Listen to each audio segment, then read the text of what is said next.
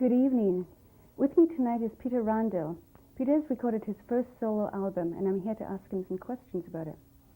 Hi, Peter. Hello. Hi. Can you tell me, what were your first influences in music? Well, my first introduction into music was through my parents. Being Salvation Army officers, was brought into the band and choir, and that through them, as well as high school bands and things of that nature, sort of thing. So it was early in my life. I was generally involved in music to quite a degree, although I must say quite different from what you hear at this time. Sure. Were you in some sort of choir? Did you sing at all? Or? Yeah, we had what we call singing company in the church there, and as well as choirs at school, things like that. But I was more actually involved in playing the cornet at the time in the brass band. Oh, I see. So how did your singing career sort of evolve? Because you're singing primarily on this record. Right. Well, initially when I was in high school, around the age of 15 or so, I wanted to get involved in a band, basically, every child's desire, and started out getting in the old heavy metal thing, being from that genre, that age, everyone gets involved in that, and took it from there, and went through the old traditional 16 to 20 band, get up sort of thing, and evolved into to the point where you see it today. I see. So the band that you were first in, or say the first record that you recorded was with a band called Timeline, and I believe that some of those performers are on your solo album record too. Yes, actually the Timeline album was a cooperative venture. It was done basically with Sean Firth and myself as partners. Basically, other musicians were hired around us to complete that album. In '86, he actually wrote the first single, "What Do You Want," for this album, as well as one of the other tunes, 18 Again. And basically, I've always liked his writing, and we used a lot of his writing in the Timeline days, and continued on to this day, and hopefully into the future with his writing. He's also actually sang on a few tracks, some background vocals on the album, and as well actually played drums on one of the things, which is his toy. Yes, sorry to interrupt, but he wrote the record that's on video, I believe.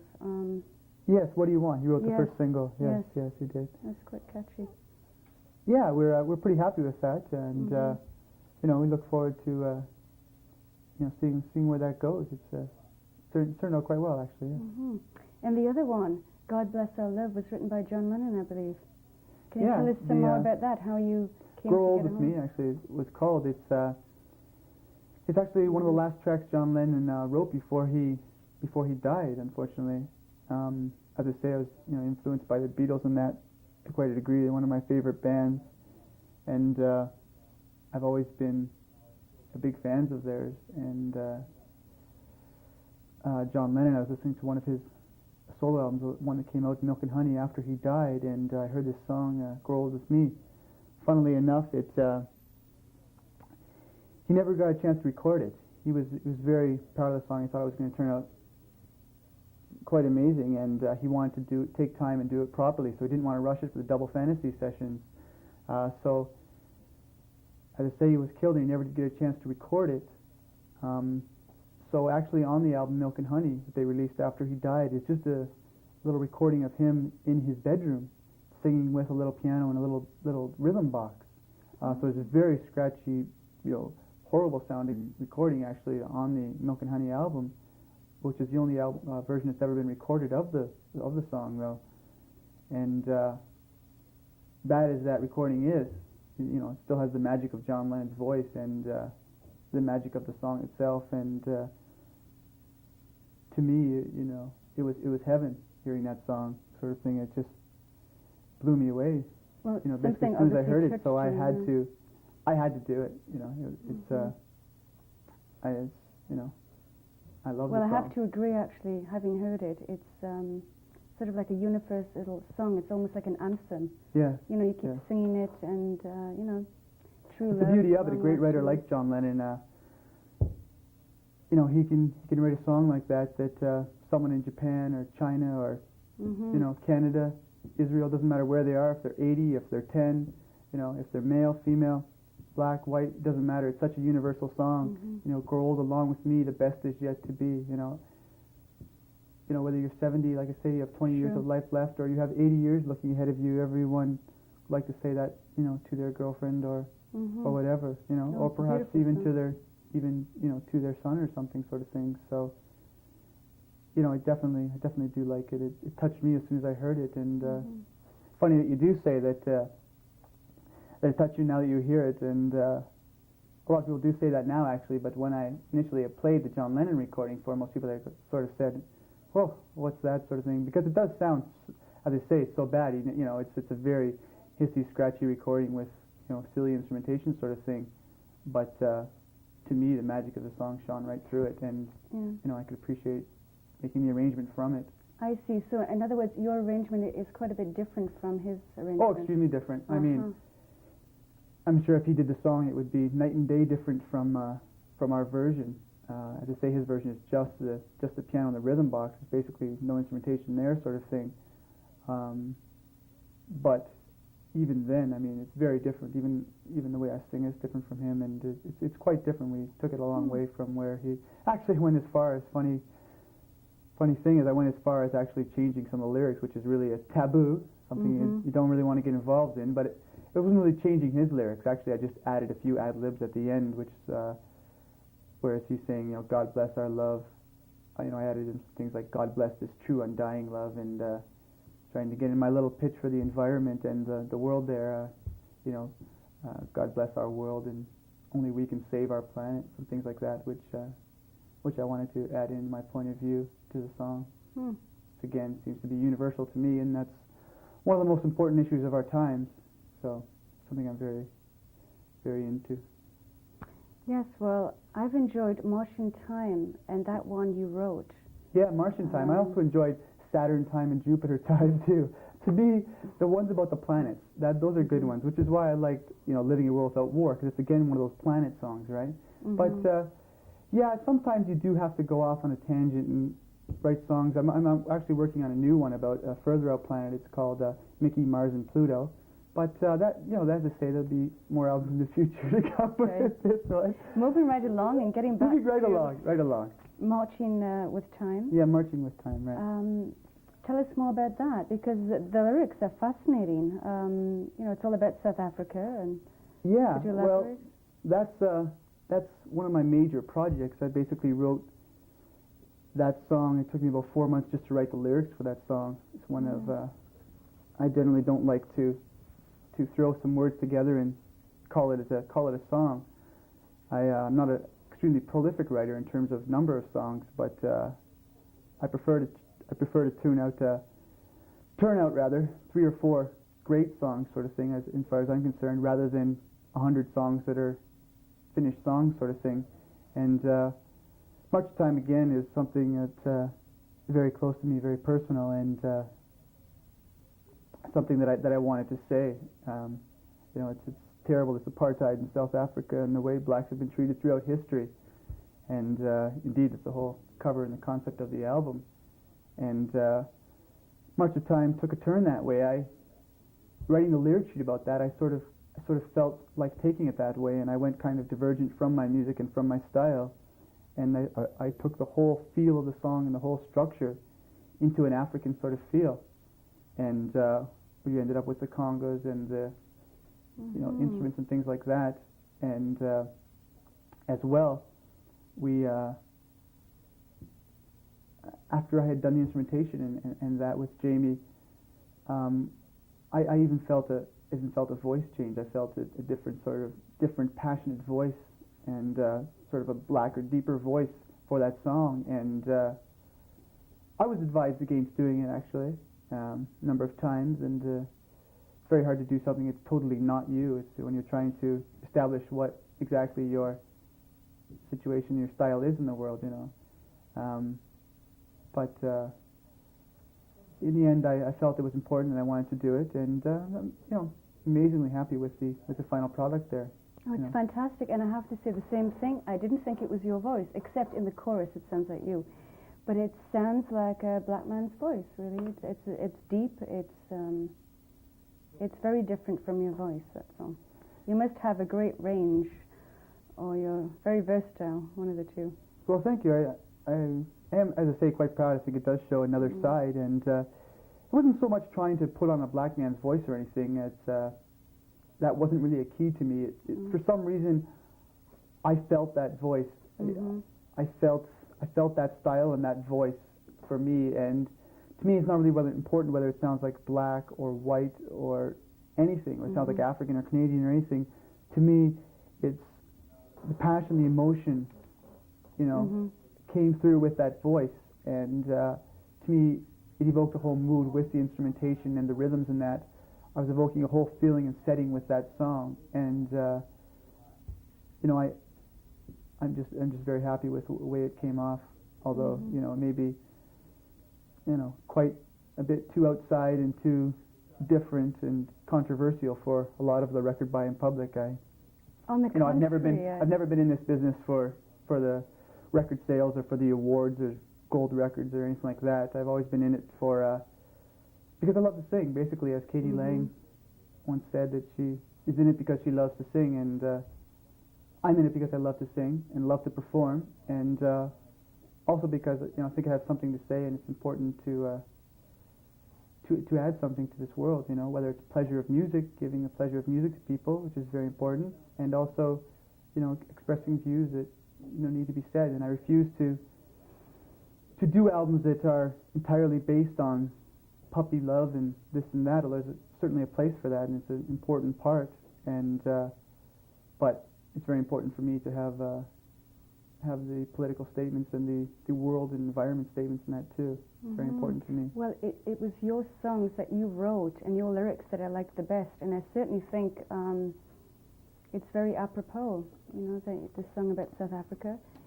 Well, I certainly wouldn't want to put my lyrics above the John Lennon, and indeed above Sean's, the writer from Timeline, who wrote a couple songs for my album. I'm very proud of the what they've contributed to my album too, and I think that's one of the reasons why it is a very good album, is because of the other writers, the talent they've put into my album.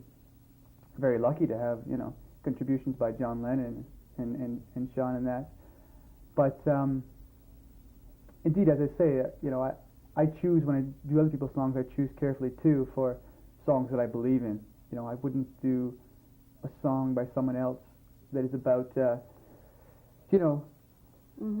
about the Doberman Pinscher tearing the baby's head off. It's not me, and I don't believe in that, and I've never been much into violence. It just isn't me, sort of thing. So I don't generally choose someone else's song. They don't say as much to me personally, sort of thing. I wouldn't choose someone else's March of Time. That when it's that kind of a political, strong, deep statement, it has to be something personal. If I choose someone else's, I generally, when I'm doing other people's songs, something more universal, like 18 Again, or Grow Old With Me. Much as Grow Old With Me still touches me. Well, another song that you wrote is about the First World War and the Second World War, and that's a very personal song. Yes, Living in a World Without War. Yeah, that's very. You have mentioned of your grandfather. Yeah, it's actually a bit less personal than it seems on the surface.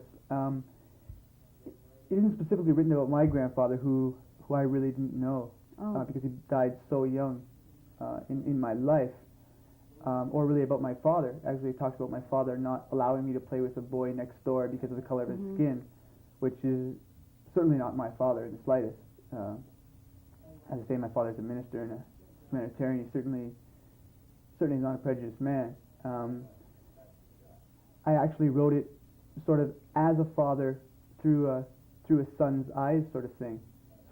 And it's more of a combination of looking around and seeing what's happening and feelings and a fictional situation, sort of thing.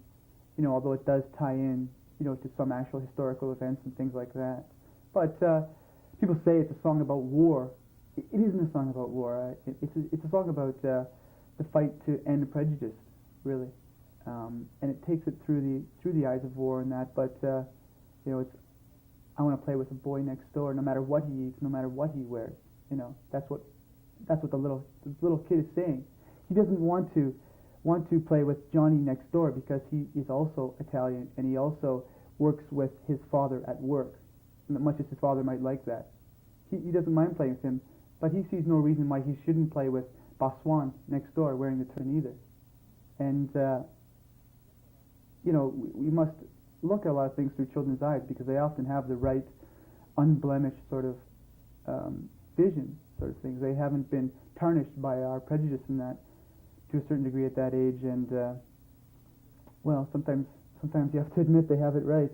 And you know, I just can't see, you know, the fact that someone next door is of a different skin or different hair that he should not play with my child. In Toronto, I'm sure.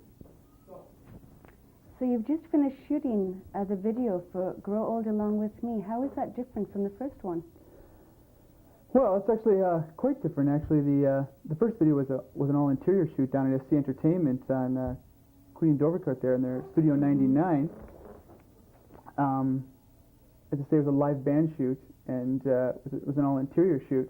The new video for the Grow Old Along With Me was a 90% exterior shoot up in Stouffville. We shot at a little farm up there, so it's quite different. It's actually quite nice to be able to work on an interior video sort of thing, and then right back to an outdoor video, an exterior, and as well to do the up-tempo rock song, and then settle back down into the ballad. And you know, the two videos now, I feel like I've pretty much run the gamut. It's kind of nice to have experienced both in that, and they were so different. I mean, the focus of the first video was basically a performance video, introduced the artist and a lot of my singing, my antics, and you know, my mic twirling and the things that are me on stage.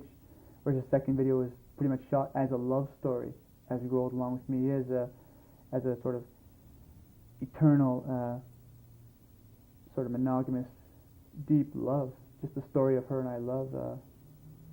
Basically, what we shot for that video. So they're very quite different actually, but I think they should complement each other nicely.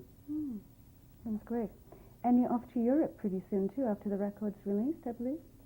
Yeah, actually, I was able to purchase one of those little boats in the little, you know, rolls down from the little thing where you put the quarter in. And funny thing is, I found out it's kind of like a sea monkey. You add water and actually expands. And so now I put the cruise together. It's kind of like the Pacific Princess.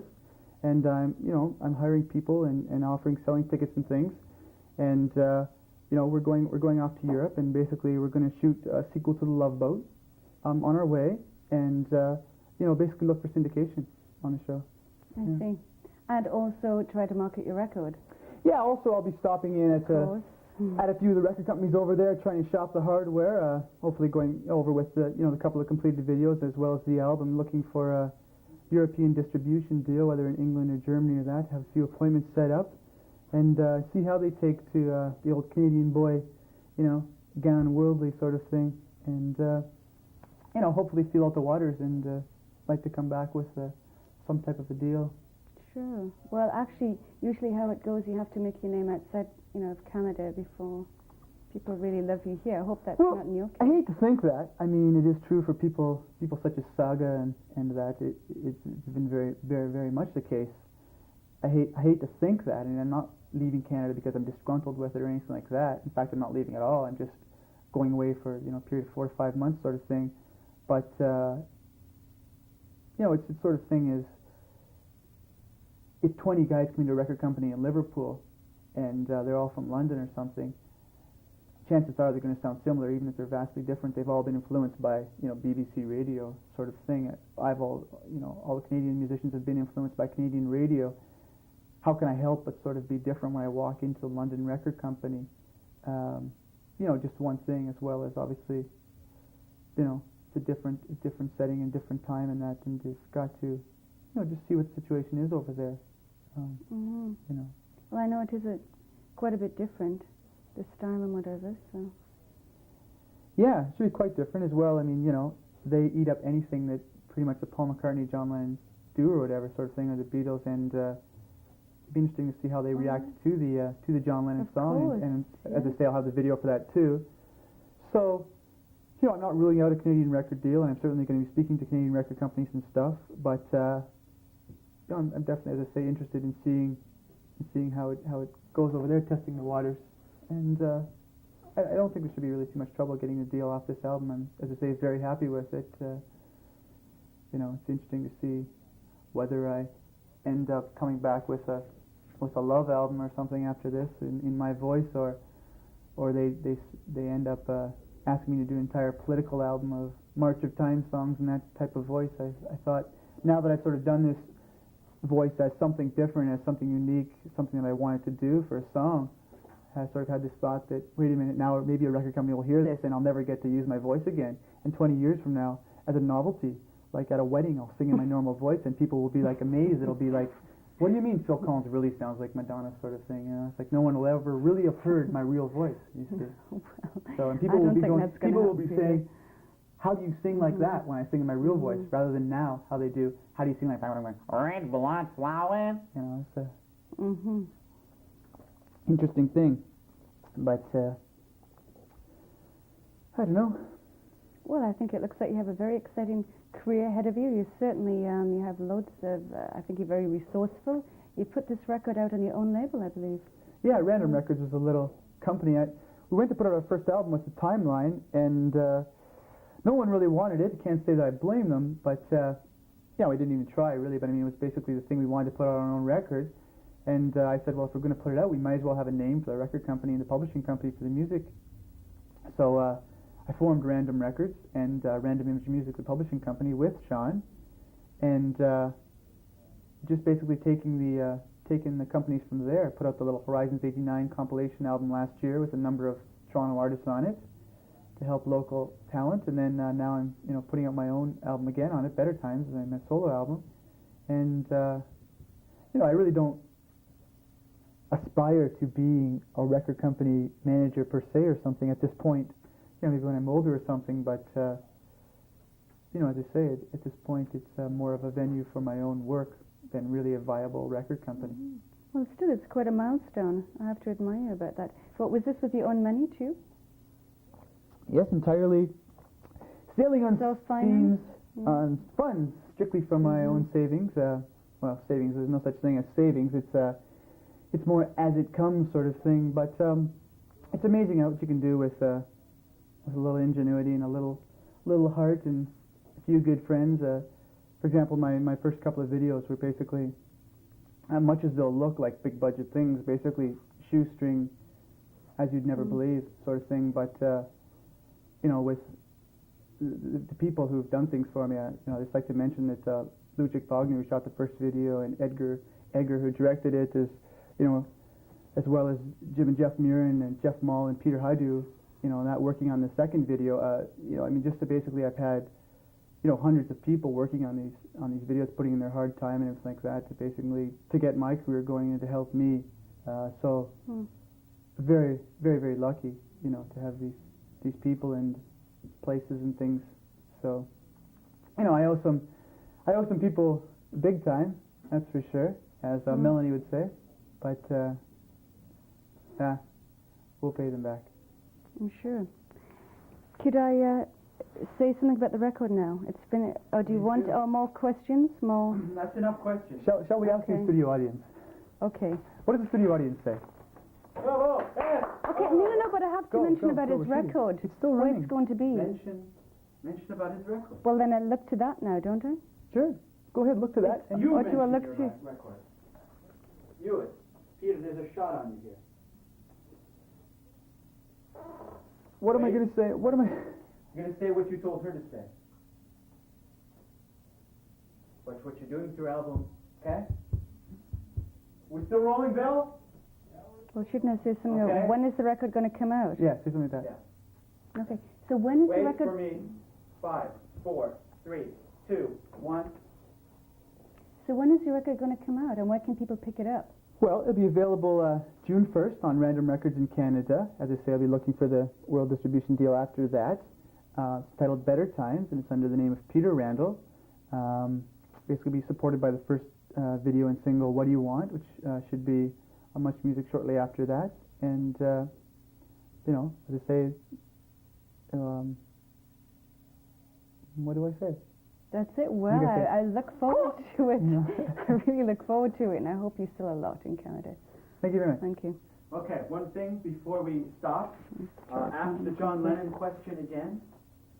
And Bill, stay on Peter. What shall I ask? Okay, get me why did you choose it? Yeah. Okay, stay on that. What attracted you to I gotta give that whole big long answer song? again. I listened to the song and it made me feel incredible, blah, blah, blah, blah, blah. Not that you're blah, blah, blah, blah, I am, but. Okay, and really, tell the camera. Peter, you're talking to. Okay? Ask the question and he's talking to the camera. Ready? 5, 4, 3, 2, go. So why did you pick that particular John Lennon song? Well, as I said before, the Beatles have been a very big influence on me. I've always been a big fan of John and Paul, and Don't do that. Where did you find the song?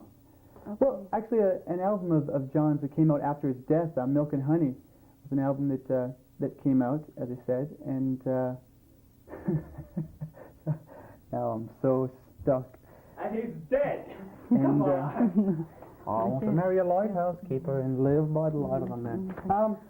Yeah, and I heard the song on that. It was just a recording of him in his bedroom playing on a little rhythm box and with his piano. It was a very scratchy, dirty recording. Just didn't sound like much, but to me, the emotion of the song and of John's voice and the lyrics and that, and just shone right through to me, and I don't know, it touched me, and to me, it was just one of the most beautiful songs I had ever heard in my life, despite its poor recording and that, and it just goes to show you what they always say about you being able to take an acoustic guitar into a record company's office, and if the song is that great, it doesn't matter if the next guy walks in with a $50,000 recording. The song is so important, and if the song is there, then it doesn't matter about the recording, whatever. But that song has strolled along with me. The best is yet to be. When our time has come, we will be as one. It's amazing. I think I try to take my Bring Back Better Times in the same vein. I don't have the experience or the skills that John Lennon has, but I think it's come close. But I couldn't resist a song like that. Just such a song. I mean, I'm very lucky to have that song and to be a part of it. I'm very proud to be the first person actually who's given a full recording of that song, and I look forward to having it in my shows and my concerts for years and years to come. Well, I think the lyrics are beautiful, but you've also changed the arrangement, I believe. I mean, you put a lot of your sort of feeling into it. Well, yeah, I mean, anytime I do anyone else's songs, I always change the arrangement as a rule anyways.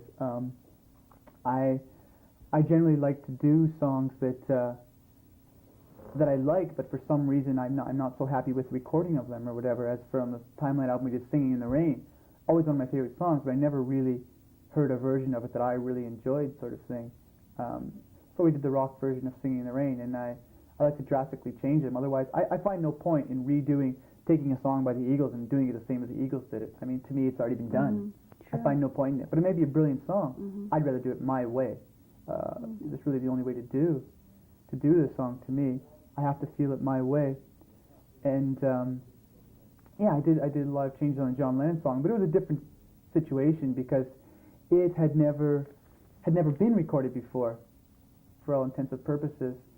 So it wasn't almost so much a matter of changing the arrangement as creating one, because there really was no format, no structure. There's never been guitar, bass, drum sort of thing in the song. So pretty much I had a lot more liberty. You're not taken into a mindset because of what is already there. So basically, it's much easier to let your mind flow freely. Sure, and nobody can really compare it either. I mean, they really don't have much to go on with the original. They don't. So it's, I guess the nice thing to a certain degree is that, as you say, you can't say John Lennon's version was better because he never really got to do it. So it's much easier than trying to redo Imagine. But I mean, that's the thing.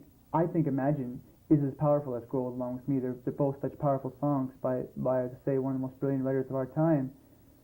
But I could never touch Imagine. To me, that is a moment, that's an encapsulation, and I would never want to touch it. I would never want to mess with the emotion or the performance, the magic of that song. I could never redo that song. Grow Along With Me, the moment was never captured by John because he never had a chance to. And so I tried to capture the moment myself.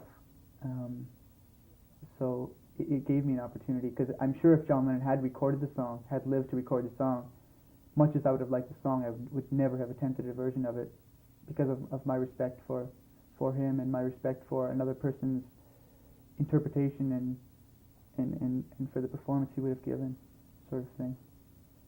So it is a unique situation. I'd just like to mention, I think it was just you and Jamie actually engineered this record. Is that true? Well, not engineered it. Jamie basically played all the guitars and keyboards in that on the album. We do the drum programming together. It's mostly drum machine, and I try to do a lot of the vocals myself. There is a few background vocalists, Sean, and a couple of girls on a couple of songs. But even a song like, March of Time, and that, whether it's 3 and 4 different voices, I prefer to do all my own voices. And I think on future albums I'm going to try to do entirely pretty much my own voices as much as I can. I really like the layering of my own voice, and I like to keep it more of a small affair. So pretty much it's just Jamie and I basically do the album. And what about the arrangement then? Was that Jamie or you on?